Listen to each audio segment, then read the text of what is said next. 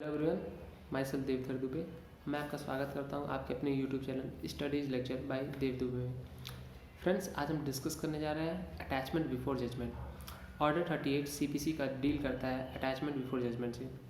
जैसे कि हमने पिछले वीडियो में जो अरेस्ट बिफोर जजमेंट था उसमें ये डील किया था कि कौन से ऐसे सिचुएशंस है जहाँ पर जो कोर्ट है वो ऑर्डर कर सकती है अरेस्ट का जजमेंट से भी पहले। उसी तरीके से कुछ ऐसे सिचुएशंस होते हैं जहाँ पर कोर्ट ऑर्डर कर सकती है attachment of property before judgment, यानी प्रॉपर्टी को अटैच कर सकती है आपके जजमेंट देने से पहले। ठीक है, तो ये ऑर्डर 38 के रूल 5 से लेकर 13 तक दिया है। आज हम उन सारे रूल्स को डिस्कस करेंगे। तो सबसे पहले जो रूल 5 है वो क्या कहता है, वो ये कहता है कि अगर जो कोर्ट है वो कॉल कर सकती है किसी पार्टी को, ठीक है, जाहिर सी बात है डिफेंडेंट, अगर उसे लगता है कि जो डिफेंडेंट है वो उसका इंटेंट क्या है, डिले करने का, ठीक है, या फिर ऑब्स्ट्रक्ट करने का किसी डिग्री के एग्जीक्यूशन में जो उसके अगेंस्ट पास हो सकती है। और साथ ही साथ यानी वो डिले या ऑब्स्ट्रक्ट तो करना ही चाहता है एग्जीक्यूशन ऑफ डिग्री, और साथ ही साथ वो क्या करना चाहता है, वो ये करना चाहता है कि जो प्रॉपर्टी है उसे या तो पूरी तरीके से या तो पार्टली यानी होलली या पार्टली डिस्पोज ऑफ करना चाहता है। डिस्पोज ऑफ मतलब किसी तरह से ट्रांसफ़र करना चाहता है, सेल करना चाहता है, ठीक है। और या फिर दूसरा सिचुएशन क्या हो सकता है कि वो क्या करना चाहता है, वो उस प्रॉपर्टी को कोर्ट की जो लिमिट है, जो लिमिट ऑफ जुरिस्डिक्शन है, उसे बाहर ले आना चाहता है। इन दोनों सिचुएशन में कोर्ट को अगर लगता है कि वो इसलिए ऐसा कर रहा है कि वो ऑब्स्ट्रक्ट कर सके या डिले कर सके, तो कोर्ट क्या करेगी, उससे ऑर्डर कर सकती है कि आप एक सिक्योरिटी जमा कीजिए। सिक्योरिटी उससे डिमांड कर सकती है उस प्रॉपर्टी के वैल्यू के बराबर, उसके कुछ पार्ट के वैल्यू के बराबर, या फिर जितना स्पेसिफाई किया गया उस तरीके से, या फिर उस प्रॉपर्टी को ही मतलब एक तरीके से ऑर्डर कर सकती है अटैचमेंट के लिए, ठीक है। या इन सब के अलावा कोर्ट ये भी कह सकती है कि आप आइए कोर्ट में हाजिर होइए, जवाब दिया, सो कॉज का एक नोटिस दे सकती है। तो और इसका रूल 5 में ये दिया है। रूल 6 की बात करें, रूल 6 की बात में ये कहा गया कि अगर वो प्रॉपर्टी जो सिक्योरिटी है डिमांड की गई कोर्ट, वो फर्निश नहीं कर पाता या फिर फर्निश नहीं करता, या जो भी कोर्ट ने मतलब उसे शो कॉज नोटिस है वो कोर्ट में प्रेजेंट नहीं होता, ठीक है, तो इन सब सिचुएशन में उसकी प्रॉपर्टी को अटैच कर ली जाएगी कोर्ट के द्वारा। रूल 7 की बात करें तो रूल 7 बात करता है कि मोड ऑफ अटैचमेंट क्या होता है। मोड ऑफ अटैचमेंट सेम वैसे ही होगा जैसे ऑर्डर 21 में एग्जीक्यूशन ऑफ डिक्री के लिए मोड ऑफ अटैचमेंट है।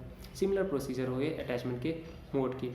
अगर हम रूल 8 की बात करें, रूल 8 क्या डिस्कस करता है, रूल 8 ये बोलता है कि अगर आपने मतलब कोर्ट ने थर्ड पार्टी का कोई क्लेम है, एडजुडिकेशन ऑफ क्लेम करना चाहिए, ठीक है, कोई थर्ड पार्टी को उस प्रॉपर्टी पे क्लेम बनता है, तो उसे एडजस्ट कैसे करेगी कोर्ट, तो उस क्लेम को वेरीफाई करेगी, पूरी तरीके से देखेगी, और अगर उस कोर्ट सेटिस्फाई होती है कि ऐसा क्लेम बनता है तो उसे कोर्ट अपने हिसाब से सेटिस्फाई करेगी उस थर्ड पार्टी का क्लेम को, ठीक है। और ये सारे क्लेम्स को सेटिस्फाई किस तरीके से करेगी, जैसे एग्जीक्यूशन ऑफ डिग्री में पेमेंट ऑफ मनी का क्लेम होता है, उसी तरीके से इसे मोड होगा इसका मतलब सेटिस्फाई करने का थर्ड पार्टी क्लेम, ठीक है। रूल 9 की बात करें तो रूल 9 ये बोलता है कि जो एग्जीक्यूशन ऑफ डिग्री है, मान लीजिए उसने सिक्योरिटी शुरुआत में फर्निश नहीं की, उसने बाद में सिक्योरिटी फर्निश करने का ऑफर किया कि हम सिक्योरिटी फर्निश देंगे, या फिर सूट को डिसमिस कर दिया जाए, तो जो अटैच प्रॉपर्टी है उसे रिमूव किया जा सकता है कोर्ट के द्वारा। ये रूल 9 की बात करता है। रूल 10 बोलता है कि ये सारे जो प्रोसीजर्स है वो थर्ड पार्टी के राइट्स को अफेक्ट नहीं करेंगे, यानी फॉरेन पर्सन के राइट्स को अफेक्ट नहीं करेंगे। रूल 11 क्या कहता है, रूल 11 कहता है कि आपने अगर कोई एक बार प्रॉपर्टी को अटैच कर लिए, ठीक है, आपको वो डिग्री आपने प्रॉपर्टी अटैच कर रखी है, फिर आपको एग्जीक्यूशन ऑफ डिग्री में भी आपने पढ़ा होगा कि आपको प्रॉपर्टी अटैच करने का होता है, तो आपको यहाँ पर री अटैच करने की ज़रूरत नहीं होगी। रूल 11 इसकी बात करता है। रूल 12 बोलता है कि अगर कोई एग्रीकल्चर प्रोड्यूस है तो उसे आप अटैच नहीं कर सकते, क्योंकि एग्रीकल्चर प्रोड्यूस भी आपकी प्रॉपर्टी होती है।